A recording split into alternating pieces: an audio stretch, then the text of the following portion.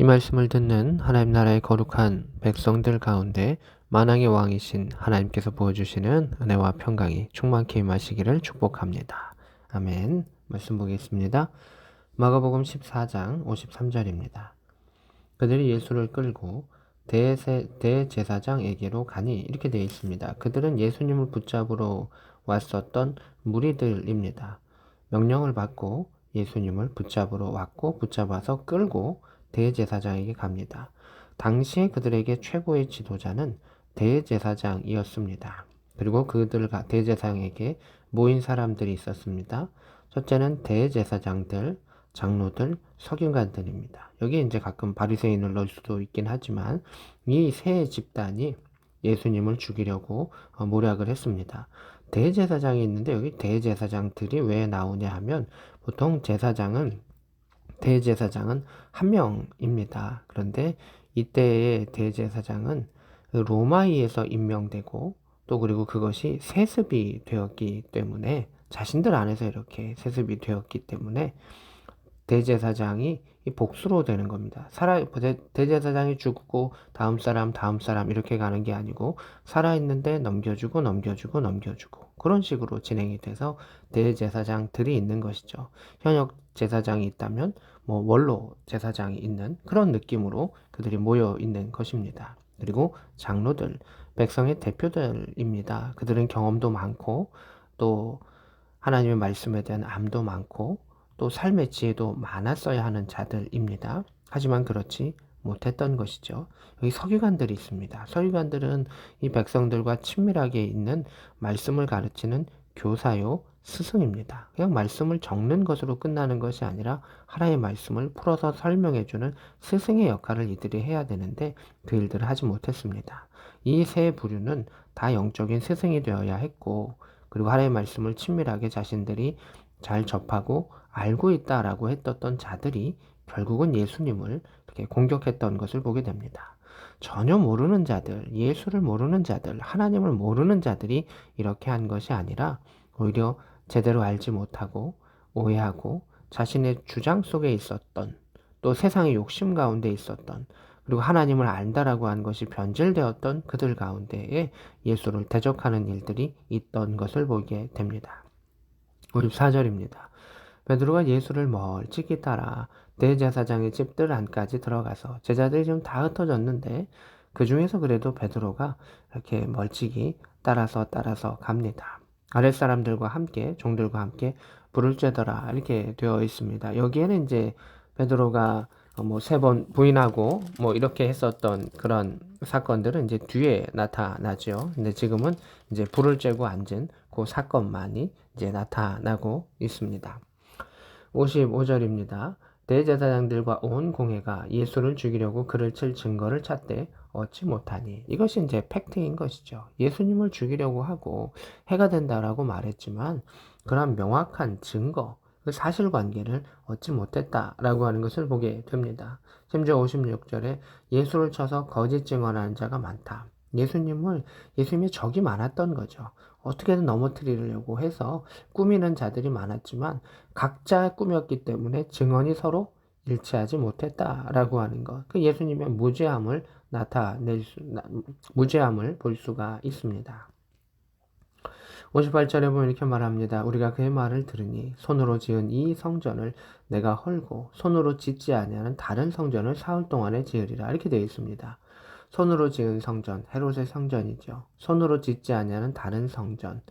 예수 그리스도의 몸을 의미하고 예수 그리스도가 그 하나님의 성전으로서 기능하심을 또 볼 수가 있죠. 근데 이것에 대해서도 그들은 깨닫지 못했던 것을 보게 됩니다. 60절입니다. 대제사장이 가운데 일어서서 이 사람의 핵심이죠. 예수님에게 묻습니다. 너는 왜 아무 대답도 없냐? 사람들이 너를 치는 증거가 어떠하냐?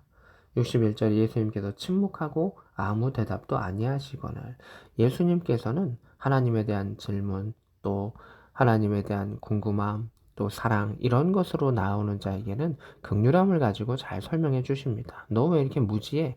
몰라? 이렇게 하지 않으신다는 것이죠. 우리가 하나님의 말씀을 대할 때 사모하는 마음을 가지고 그 앞에 나아가면 조금 몰라도 하나님께서 그에게 성령의 지혜를 주시고 인도하여 주신다는 것입니다. 그러나 우리가 우리의 고집을 가지고 하나님을 바라보고 또 대항하는 마음이 있고 교만한 마음이 있다면 그 말씀은 우리에게 들리지 아니하고 주님은 우리에게 침묵하신다라고 하는 것입니다. 하나님이 말씀하시지 않는 것이 아니라 하나는 우리가 듣지 아니하는 것이고 또 하나는 하나님께서 대답하시게끔 말씀하시게끔 우리가 묻는 것이 필요하죠. 예수님은 이 대제사장의 질문에는 답하지 아니하셨던 것을 보게 됩니다.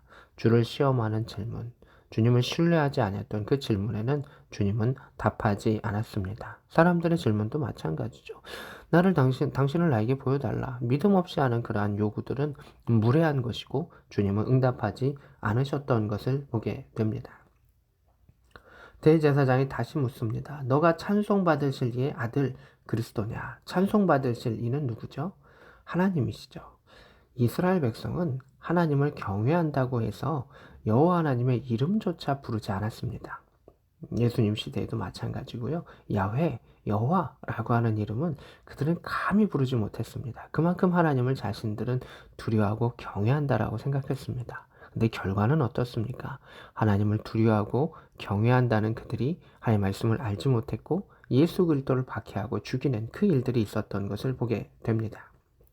62절입니다. 예수께서 이르시되 내가 그다. 내가 그리스도가 맞다. 인자가 권능자는 이제 하나님이시죠. 우편에 앉는 것과 죽은 십자가의 사건 후에 하나의 우편에 앉아 계시죠. 하늘 구름을 타고 오는 것을 너희가 보리라. 재림하시는 것에 대해서 예수님께서는 하나님 우편에 계시는 권능자시며 또한 심판해 주러 오신다. 그것이 그리스도다. 하나님의 아들 그리스도는 어떠한 분이냐? 권능자, 전진전능하신 하나님의 우편에 계시는 이다. 그리고 심판해 주러 이 땅에 오신다. 라고 하는 것을 명확하게 설명해 주셨습니다. 그런데 이스라엘 백성은 그 그리스도라고 하는 것을 그저 그 작은 이스라엘, 그 나라를 회복하는 그 그리스도라고 생각했던 것이죠. 만민을, 온 우주를, 자연까지 포함한 온 우주를 구원하실 그 예수 그리스도라고 하는 것을 그들은 전혀 알지 못했던 아주 작은 그릇으로 바다를 품지 못했던 그 모습을 보게 됩니다. 63절입니다. 대제사장이 자기 옷을 찢습니다. 아주 화가 나고 원통할 때 그런 일들을 행하죠. 어찌 더 증인을 요구하리요? 증인 필요 없다. 이것은 확실하다. 그가 신성모독하는 말을 너희가 들었다. 우리가 다 들었다. 어떻게 생각하냐? 이는 사형이다 라고 이야기합니다. 신성모독은 이스라엘의 그러한 형법 가운데는 당연히 사형이 될 수가 있겠죠. 하지만 그 권리가 지금 이스라엘에는 없는 그러한 상황을 또 우리는 유추해 볼 수가 있습니다. 65절입니다. 어떤 사람은 그에게 침을 뱉습니다. 모욕합니다.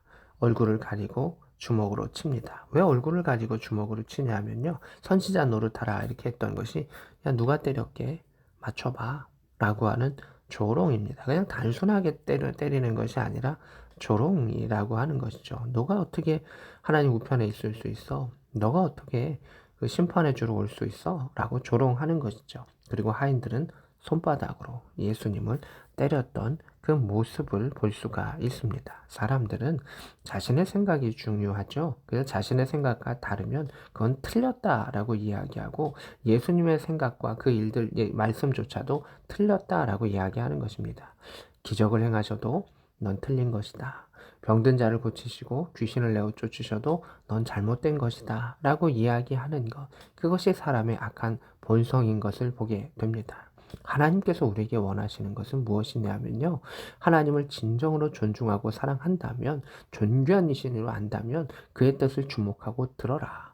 너희 뜻을 내려놓고 그것을 들어라. 그럴 때 메시아 예수 그리스도를 볼 수 있다라고 하는 것을 우리에게 가르쳐 주시는 것을 보게 됩니다. 오늘도 하나님께서 우리에게 겸손하게 엎드리는 자에게 친밀하게 말씀하여 주실 것입니다.